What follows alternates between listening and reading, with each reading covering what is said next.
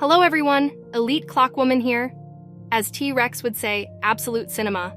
These are the only words to describe the 42nd episode that was finally released, and such expectations were justified, because without exaggeration, this episode was one of the best, and maybe the best of all. The fight between the Counter Titan and the Pencil Woman will definitely go down in history, as it was incredibly epic. And although we didn't get to see a full sinister battle against the Titan Clockman and future Large Clockman, the guys still showed some crazy abilities that are worth talking about. Honestly, I don't even believe the guys have any chance against Sinister, but still, they have plot armor on their side, so they should be able to handle it all. Generally speaking, there was a lot going on in this episode that could have really gone over 30 minutes to analyze. But by your many requests, I decided to split the analysis into two parts. So in this video, we will analyze about half of the episode. And even half an episode contains an incredible amount of information, so make sure you stay till the end if you want to understand what's going on in the multiverse. But before that, make sure to like and subscribe if you think this episode was one of the best. And here we go. The first few seconds of the episode are pretty calm as we see G-Man's army slowly moving towards their next target. But by the 10th second of the episode, crazy events start to happen, as Pencil Woman appears literally out of nowhere and fights a Counter Titan. After the bro spins in the air like a ninja making an attack, Mommy creates a paper wall to cover her from the attack, and then makes a counterattack in the form of a huge pencil, which comes out of the ground and pierces the Counter Titan right through. But as we know, the Counter Titan doesn't care about such pathetic damage. But God, that moment when Mommy flies up in the air in front of the blast wave is crazy and beautiful at the same time. She created some kind of portal from which pencils started to appear and flew at the Counter Titan.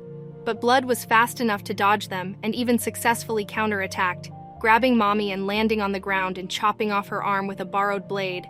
But as it usually happens in movies, he didn't make the final blow and waited for her to kiss him. But in response, she gave him a laser beam from her core. But that didn't stop him, and only gave her a chance to get up, and they started fighting in close combat, where she managed to riz him up, that the bro didn't even notice that his arm had fallen off. But now, the fight is about to enter its most epic stage as Mommy has opened the portal again, from which appeared literally paper bombs and warplanes. But as I predicted, the Counter Titan managed to copy the eraser that was going to make some adjustments to Mommy's body. To be honest, everything was happening so fast that I can hardly understand what is going on here. Mommy fires a billion projectiles that he dodges at first, but since Blood doesn't have a Sharingan, he missed one projectile and went to the ground. Then Mommy transformed her arm into a double-barreled gun trying to fry his ass. But this dude is too resilient and showed us a new trick in the form of chains that literally pierced her core, thus pulling her to him for a hug. And I'll be honest, the way bro held her and pointed his gun at her head was like the end for her. But like I said, no one's ever been able to break through plot armor. So bro just stopped and started yapping that Mommy looked different, and interestingly enough, he called her by her real name, Katsy. You look different, Kitsy. Bro busted his ass in that fight just to say those words and let her go. Are you serious, bruh? Anyway, from the familiar voice she recognized that it was C-Pen who said he was only the pilot of this body, and that his real body was somewhere else. But Pencil Woman knew that he had killed the innocent children because someone had told her. And she asked him a direct question about whether he really did kill innocent children, to which he replied that it's an interesting topic of conversation, but not now.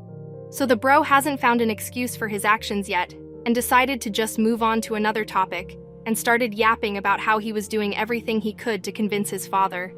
But his father disappointed him because he doesn't understand his purpose, and he literally started saying those trite words like, "You're special and come join me. We'll watch melodramas together in the evenings when we're not killing innocent people and crap like that." And he started saying those crazy words again, that together, we do how the weakest can reach beyond the strongest. He really went crazy with his plans and almost made Mommy go crazy because she started screaming that he's a traitor and that he should stop this nonsense because her head was about to explode. And her scream really gave me goosebumps. Mommy literally used a Dovahkiin scream to summon the dragon for real. Shut up, you traitor! Dragonborn!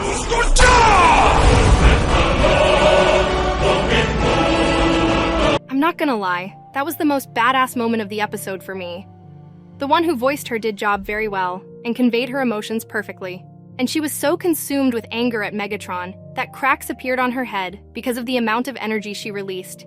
And she created something really incredible as Drillman's head appeared above her with hands that she used to grab Megatron and literally tear him into small pieces. Also note that those big hands repeat her movements, meaning everything she does with her hands is repeated by her big hands. But after that, her head was covered in even more cracks. I think it was her berserk mode that domstudio was talking about, because normally she couldn't defeat Counter Titan, because according to domstudio, she is in B tier, when Megatron is in S tier. But in berserk mode, she is also in S tier, and since her head almost fell apart, it was definitely her berserk mode. But the dude was alive, even after being torn apart. And after she pierced his body from all sides and nuked him with Saitama Punch, his chances of winning were close to 0. But after those powerful attacks, her head was still in big cracks. But that didn't stop her from making the final attack, unleashing some mind-blowingly powerful laser pulse that finally killed him. She spent literally all her strength and trump cards to kill this bozo. After that, her head started to literally fall apart, and she could barely stand. But the moment she was about to fall, Titan TV Man appeared and grabbed her with his strong arms. And I already thought Bro was going to take her to his private TV room, but Bro surprised me even more as he decided to work on sharpening her pencil. Bro, are you serious? A pencil sharpener? But unfortunately, he teleported her not to his private room, but to some desert, where a pencil base appeared out of nowhere, as it was hidden under an invisible dome. The base looks beautiful, and especially Saran's tower with a green glow. But we didn't have time to admire their beautiful base, because her father immediately came over to her and started to heal her wounds and said that she overdid it. But she said that in the situation, they would hardly be able to survive. And that's true. And I also think there's no point in holding back, and they need to use their abilities 100%. And although the chief scolded her for the fact that she almost died, but he still gave her new perks in the form of generators, which surprised her, and she asked if he was sure about it. He replied that C-Pen's actions had opened his eyes, and now they would no longer hold back and would fight with everything they have. He added that she can use every last atom of their resources, but that she shouldn't exhaust herself because he doesn't want to lose her. On the one hand, it's kind of silly, because Blood says we're not going to hold back anymore, and then a second later, literally orders her to hold back. But on the other hand, she's his daughter, and it's obvious he genuinely loves her, so I won't judge him, and she just needs to be more careful. I don't think being careful will help though, because the opponents are too strong to hold back. But before the scene changes, Pencil Woman said that the father does not need to be responsible for C-Pen's mistakes, to which he replied that it is not hers either. And after these words, the scene changed and we found ourselves in the TV base, where the Titans received new improvements. Cameraman got a shield, and TV Man got more TVs, thus getting the opportunity to stream on weekends, feeling comfortable reading a chat with several tabs open. But the scientist said that's all they can do right now, meaning the Titans won't get any more upgrades and will fight with what they have. But he also added that a little later they will be joined by special agents. I think by special agents he means a new generation of superpowered TV men. But that's just speculation for now, and we'll have to wait and see. But then he said they have a problem because they don't know how to get there without someone jumping on them. And the TV Titans suggested the trivial idea of just using a teleportation, and the other Titans using teleportation cubes, to which the scientist gave the logical explanation that they already know about these technologies, and I totally agree with him.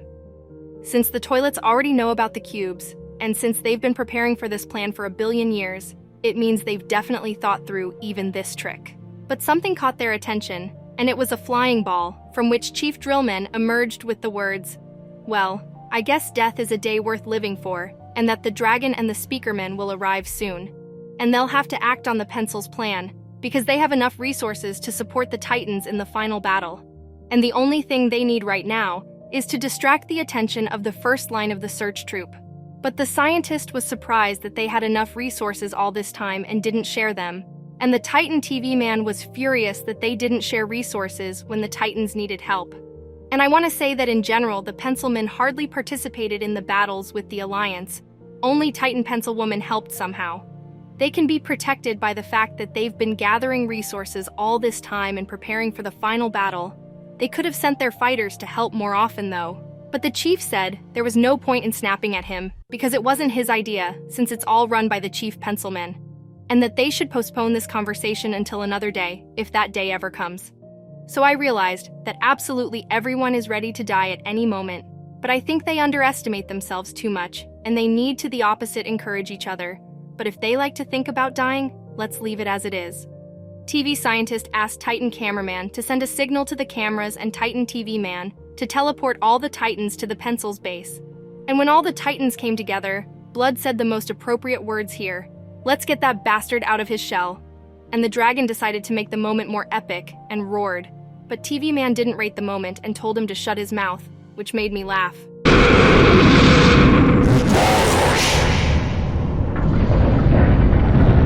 Poor Drill Man, he was trying to cheer everyone up, but he's being prevented from self-actualizing again. But the funny thing about this moment is the speaker man's face. I think he'd wet himself if he could. His whole life flashed before his eyes in a second. Facial expressions in the multiverse are too underrated, bruh. I hope the guys do more of this kind of content. But after that funny moment, Titan TV Man handed out cubes to everyone, and they teleported to the battlefield. And even though that it's only been 8 minutes of the episode, I think that's where the first part ended as a new scene begins. And that's where my analysis ends. Even if we take half of this episode, it's a masterpiece, and the other half of the episode is just as good. But still, like I said at the beginning of the video, I decided to split the analysis into 2 parts. And just so you know, I'm not too lazy to do a full analysis for 20 or 30 minutes. It's just that I noticed that the longer I do the analysis, the more I lose focus, and I might miss some important details. So that's just the way it is. Anyway, part 2 will be out in 2 days, so make sure you subscribe to the channel so you don't miss it. Elite Clockwoman out.